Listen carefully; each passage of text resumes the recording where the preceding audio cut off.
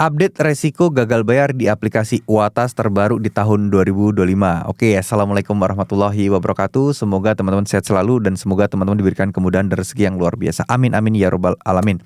Oke, jadi teman-teman ketika teman-teman telat bayar di Uatas, mungkin sekarang ini pasti teman-teman akan merasa gelisah gitu ya, apalagi buat teman-teman yang baru telat bayar atau baru gagal bayar. Nah, sebenarnya gini teman-teman ya.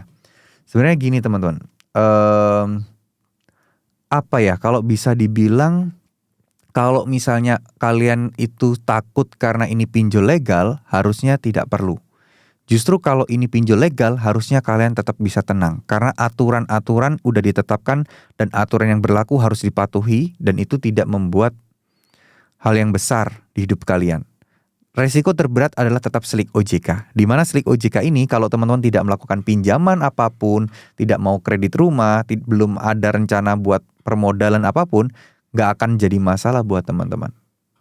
Ya, intinya seperti ini. Kalau misalnya ketika kita merasa kalau kita telat bayar itu bakal hidup kita hancur, susah dapat pekerjaan, itu salah besar. Atau mungkin kita akan dikucilkan, itu salah besar. Orang akan lupa dengan mudahnya teman-teman ya.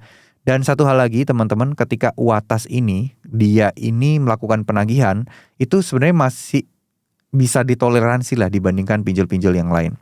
Uatas memang ada denda yang akan terus berjalan tapi sampai ke titik maksimal sesuai dengan pinjol lain pada umumnya.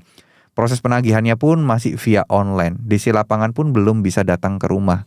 Mungkin belum ada, tapi nggak tahu tahun depan atau bulan depan karena per video ini dibuat masih belum ada dan kemungkinan besar dalam waktu panjang kayaknya jarang sih teman-teman yang tiba-tiba ada DC lapangan itu hampir jarang sekali. Nah mungkin nggak tahu juga ya pertimbangan pinjol-pinjol ini kenapa nggak mau menggunakan DC lapangan, apakah karena efisiensi ataukah mereka sebenarnya melakukan penilaian bahwa DC lapangan ini sebenarnya tidak efektif, hampir sama aja buang-buang biaya gitu. Makanya hanya pinjol-pinjol besar yang mempunyainya. Nah, masalahnya sekarang di sini adalah apa yang harus teman-teman lakukan. Resiko kan udah jelas nih, udah tertera. Apa yang harus kita lakukan ya udah pasti kita let it flow aja. Bekerja seperti biasanya. Tapi dalam setiap doa kita bermohon untuk diberikan kemudahan dan kelancaran untuk bisa menyelesaikan semua masalah-masalah hutang kita dan tentu saja diberikan kemudahan dan kelancaran untuk mendapatkan rezeki untuk bisa menyelesaikannya. Nanti pasti akan ada aja jalan keluarnya ya. Terima kasih, mungkin segitu dulu apa yang bisa saya sampaikan. Wassalamualaikum warahmatullahi wabarakatuh.